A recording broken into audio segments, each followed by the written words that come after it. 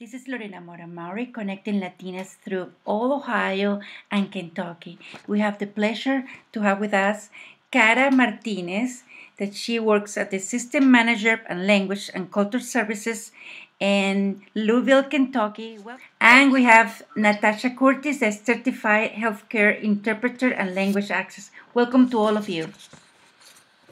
Thank you very much. Natasha, tell me a little bit about the background of this event. Language Access Improving Health and Patient Experience conference that will be held at the June 25th at the Ohio State University Western Medical Center in Columbus. And why it's important and it's necessary in Ohio? All right, yes.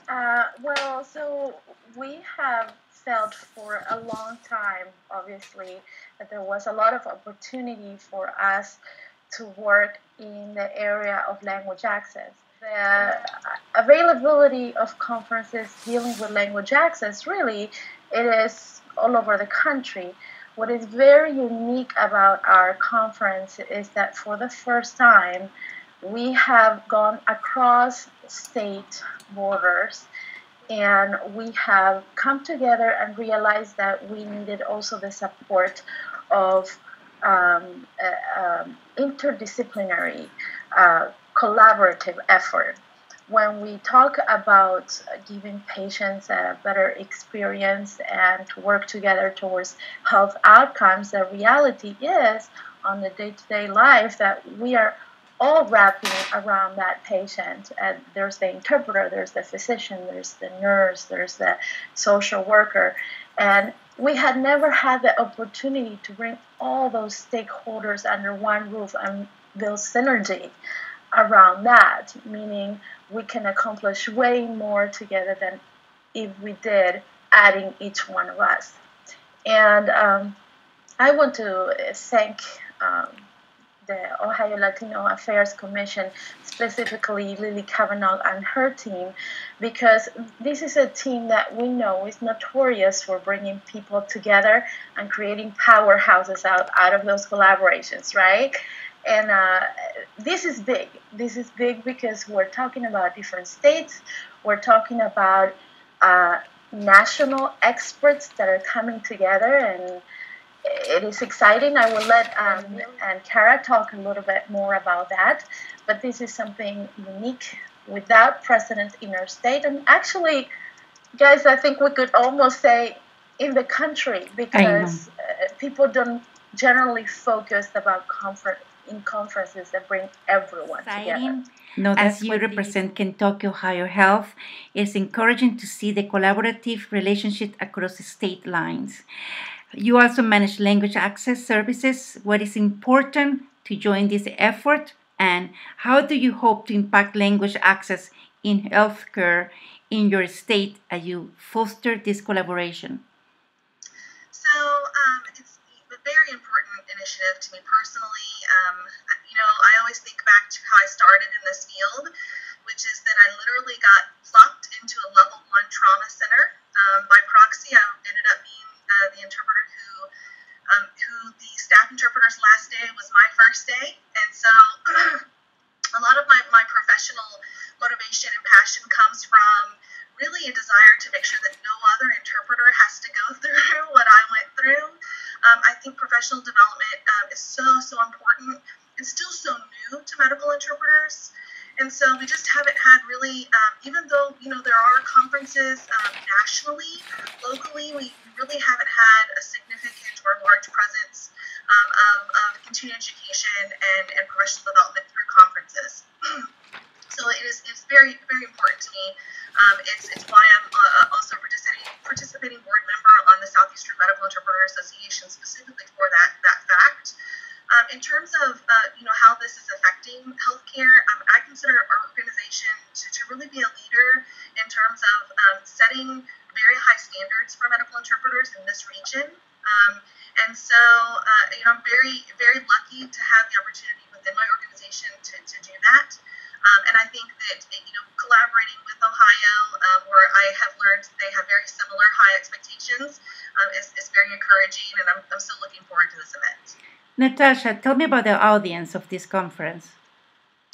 Well, the audience, that is the exciting thing, is very diverse. Although obviously there's going to be a lot of content for interpreters to develop interpreters, both court and healthcare interpreters. We're going to have in the audience nurses, physicians, social workers, and all those people who, when we are performing, we have to team up with in real life and wrap around the patient so that we can give them together as a team good experience and good health outcomes. Cara, tell me about the importance to share the best practices.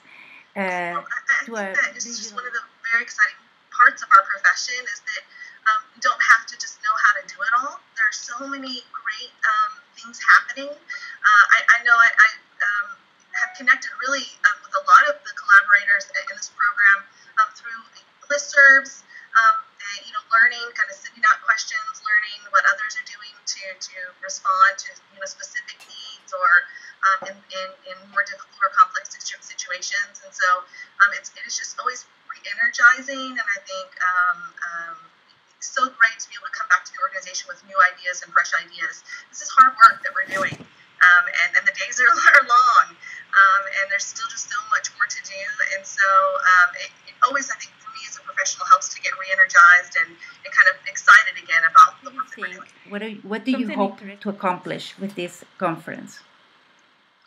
Well, I think this conference is going to be a good jump starting of going to the next level in terms of language access here in our neighboring states, and starting to look at the issue of language access not as silos. Here are the interpreters getting training on their own, and no, bringing everyone together allows, for instance, the physician to see what can they do to make the encounter go smoothly when there is an interpreter present, and also the interpreter understanding the language of the physician. And I'm not speaking linguistically, but what really is effective for them. What can we do to contribute positively to that therapeutic relationship with the patient? So what we're hoping to do is to create these forums where everyone feels like they are engaged, they have a part, and learn a little bit more about that part and that role that they play. And obviously, again, with the big support of a group like Lily Kavanaugh and her team, who always fosters this kind of collaborative relationships, we hope that this will be the first of many to come. This is just our first. Tell me about the importance of certification. Yeah, so certification is still very new for our field, obviously, but it is the direction in which the field is heading. And I think, talk about the impact on safety and quality in healthcare and making sure that we are providing the highest level of services as possible. I think interpreters need to realize that certification is their future. It may not be tomorrow, it may not be next month, but it is the future. And so, professional development and continued education is obviously a part of that. And so I think as we have more and more awareness, interpreters will start to wrap their head around that idea and become more comfortable, and with more education, obviously more prepared for that path. Interpreters and translators often work very independently, and it's rarely that we get an opportunity to come together and create that synergy effect. And when we do, the learning that is produced, like the phrase iron sharpens iron, that really happens when we are together, because we have all our senses there, present, trying to see how we can improve. Interpreters and translators, I have found, are very passionate individuals. And when we come together, that passion is almost palpable in whatever event we are together. I think it's good also in this particular event because there's going to be other individuals beyond interpreters in the room to see that and to see the power of synergy among interdisciplinary groups. Just in terms of why it would be important to come to the conference? Yes.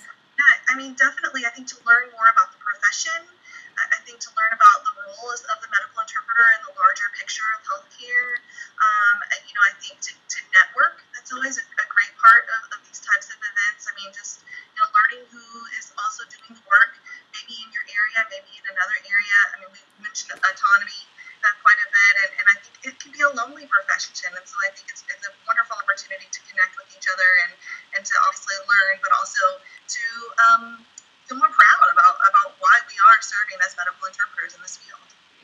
Natasha, you would like to conclude the interview inviting the Ohio interpreters and translators from Ohio and the nationwide?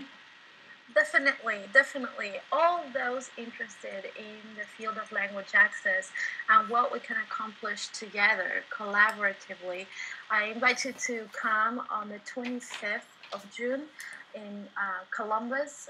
It's going to take place at the Ohio State University Wexner Medical Center.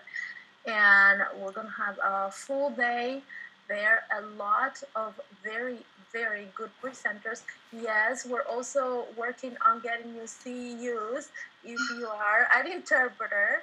And if you are a social worker, we're also going to work on that. We're going to try to get nursing, continuing education units as well. And we're going to be also talking about compliance. So if you are an administrator, you want to be there because you want to know how to be ready for what's coming. And we look forward to seeing you all. Don't forget to go to CCIO's website, Community and Court Interpreters of Ohio, where you can easily register. And hey, if you want to sponsor, you get the opportunity to do that as well. Well, thank you to all of you for giving the opportunity to interview and to inform our community, the virtual community, about this conference. And congratulations for all the work that you do for our community. Thank you so much. Thank you, Lore.